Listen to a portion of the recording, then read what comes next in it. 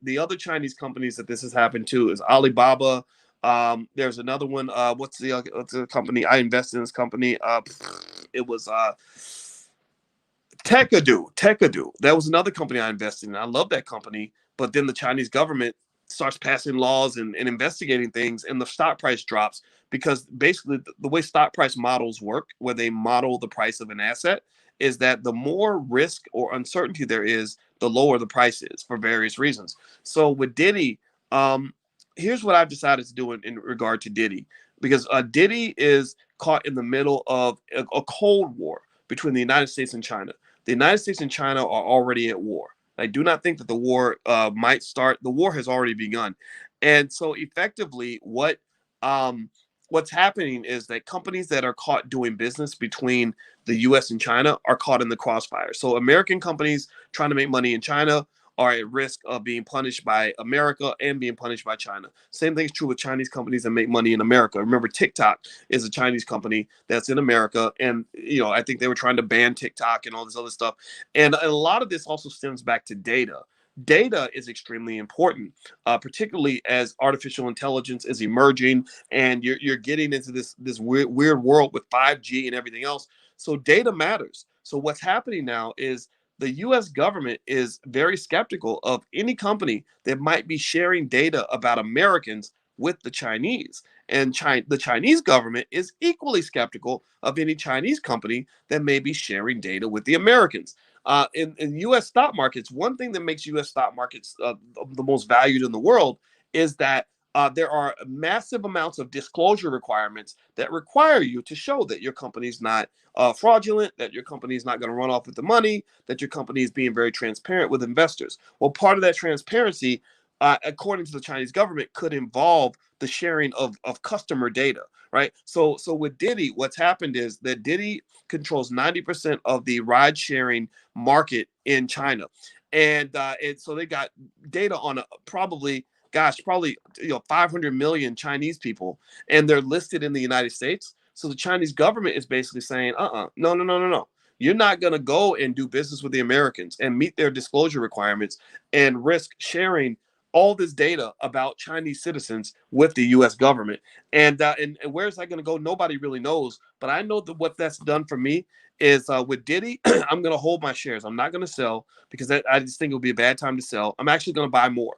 Because I believe that once the investigation's over, you're going to see the price come back up because some of these companies are just great companies, right? There's a massive market in China. It's 4 times bigger than the United States. There's so much growth over in China. It's ridiculous. So I'm going to hold my investment in Diddy, but I'm probably not going to invest in any more Chinese companies because I think this Cold War is going to get worse. To me right now, Chinese companies are scary. I feel like Chinese companies there's just so much uncertainty there. And I don't recommend digging into that too much unless you really do your homework and really do your research. So don't panic because the price drop. This could be temporary, but just kind of know that it's probably just the beginning. And I think that it could get worse. Okay, so let's see. Dwayne is asking, do you know any other places where I can get stock funding for options trading, like Lilo Trading, One Up Trader? What do you think about Lilo? I don't know anything about Lilo Trading. To get funding, there are apps, and platforms that will give you some margin and things like that. Be careful about trading on margin because if the price of your investment drops too much, you could get hit with a margin call, which would require you to, come up with a lot of cash. And a lot of people get in trouble with margin calls. So be careful with that. Let's see. How do you set prices for consulting services or recommend a place that can help me set prices for online price points? How do I set prices for consulting services? Well, I set my price based on what I'm comfortable with. That's it. So for me, I have some people that require like one-on-ones, and honestly, I don't like to do a lot of one-on-ones. It doesn't mean I love it, but it's very, very hard because my time is so limited. I don't like doing a lot of one-on-ones, and honestly, I stopped doing a lot of speeches and interviews and stuff because it's just kind of draining, and I want to be with my family. And so I encourage you to set your price based on what your economic needs are, and how you feel about giving your time up for that thing. So like when I give a lot of speeches in different places, and the way I set my price literally is based on how I feel. If I don't have a problem walking away from $5,000, $10,000, or whatever, then I'll just say, no, I don't want to do it, right, for that price. But if I'm in a situation where I could use that money, then I say, okay, yeah, I'll do it, right? So I think setting your price based on what you're comfortable with is a decent model to start with. But also, you may also want to, find reference pricing of other people that do what you do, so you can have a point of comparison, right? So you don't end up selling yourself short. Like where I've been criticized actually is I've been criticized for selling myself short. Like I would see somebody with less expertise who was selling something that was 10 times what we might charge in the Black Business School or whatever. And I don't regret that, because I think there's a yin and a yang to everything. There's a cost and benefit to everything. But I will say that at worst, I would say I've probably been the guy who's been accused of not charging what I could charge, because PhD is hard to get, and stuff like that. So anyway, Isla Jacobs, could you give us the trooper of stock we should do for $5 a day for our kids? S&P. Okay, I don't know what trooper of stock is, but I think I get what you're saying. The $5 a day plan, which actually you can find at theallblackagenda.com. If you go to theallblackagenda.com, that's where you can find the $5 a day plan. I highly recommend it because this is the kind of thing, this is where wealthy people come from. This is something that no matter where your income level is, no matter what your wealth level is now, within a generation, your family would be in the top, say, 10 to 15% of all wealth builders in the country. Wealth building is just a matter of time most of the time. Wealth doesn't usually get built very quickly. It gets built over time. So what I would suggest is that if you don't want to make it complicated, then go to the allblackagenda.com, download that ebook, do the $5 a day plan as I described in the book, and invest in something like an S&P 500 index fund, like the SPY. SPY is the ticker symbol. That's an index fund that literally tracks the S&P 500, which means that every time you buy into the SPY, you own a little piece of the 500 most powerful companies in America. So as these companies are growing and making money, and you hear about Apple just made another 100 billion or whatever, you can proudly say, I got a piece of that. Like I own a piece of that. Like that's a good feeling to have. Terrence Williams, can you sell options without holding the actual stock and make money? Yeah, that's what you call selling naked options. And I don't recommend that because it's very risky. And the reason it's risky is because basically when you sell a naked call, that means that you don't actually own the underlying stock. So that means that if the stock price goes up instead of down, you still have to fulfill the commitment that you made to the other party. So you told that party that the strike price is $50, which means that they can buy your stock from you on the expiration date at $50. Well, what if the price goes up to 70? Well, in order for you to fulfill that obligation with say 100 shares, you're going to have to go buy 100 shares of the stock at 77 grand, and then turn around and immediately sell that stock for 5,000. So you immediately have to be willing to give up that $2,000 profit.